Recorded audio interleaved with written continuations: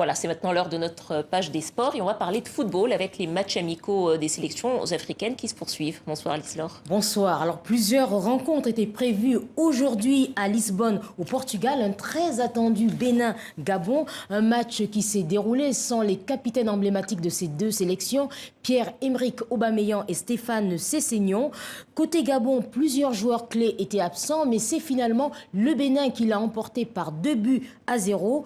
Deux réalisations de Soukou et de Steve Mounier. On écoute la satisfaction de Michel Dussoyer, le sélectionneur du Bénin.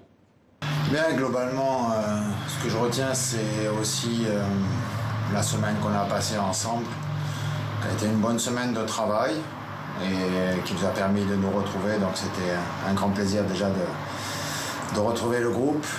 Le Gabon a poussé un peu plus, nous a fait reculer en seconde mi-temps. Il a fallu un peu s'arc-bouter. Et dans ces moments-là, on a encore quelques difficultés, un peu avec des déchets techniques, à pouvoir ressortir proprement les ballons et puis aussi se donner des séquences de conservation. Ce qu'on a fait après le deuxième but de Steve Mounier. Mais on doit le faire, on doit pouvoir le faire quand on est vraiment sous pression par rapport à l'adversaire. On doit encore s'améliorer sur ça.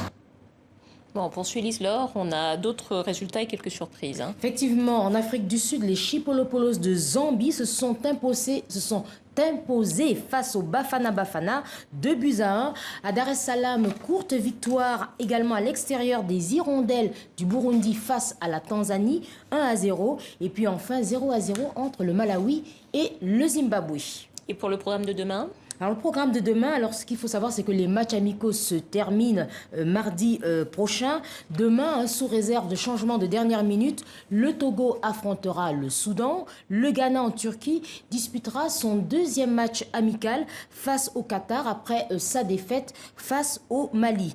Et puis mardi prochain, une dizaine de matchs sont prévus, mais on apprend que la rencontre entre la Gambie et la Guinée serait annulée. 5 joueurs ont été testés, ont contracté le Covid, dont le capitaine guinéen Naby Keïta.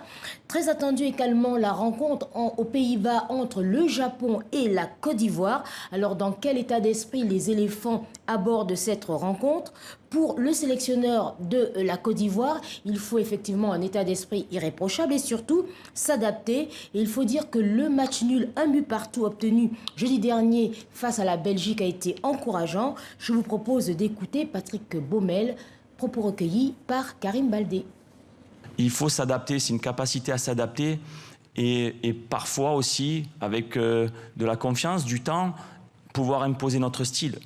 Mais je le dis, je le répète, depuis 11 mois, ces joueurs n'ont pas joué ensemble. On s'est regroupés lundi après-midi, on s'est entraîné 3 fois. Pour lancer une aventure, c'est pas évident.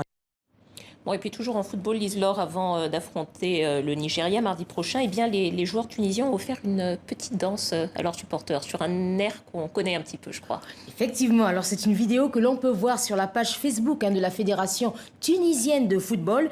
Les Aigles de Carthage ont tenu à envoyer un message positif et un appel à combattre ensemble le coronavirus. Et quoi de plus, comme vous le disiez, pour le faire, c'est de s'essayer à une chorégraphie. Le titre, à la chorégraphie du moment, le titre sud-africain Jérusalem. Alors c'est pas toujours très coordonné, mais le cœur y est. Et puis le plus important, ça reste la sensibilisation en cette période inédite.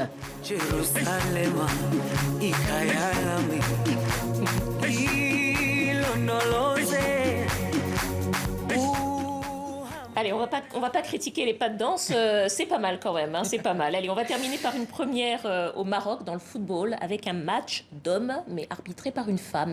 Oui, alors c'était hier à l'occasion de la journée nationale de la femme, lors d'un match de la division d'élite marocaine entre le Maghreb de Tétouan et l'Olympique Club de Kouriba.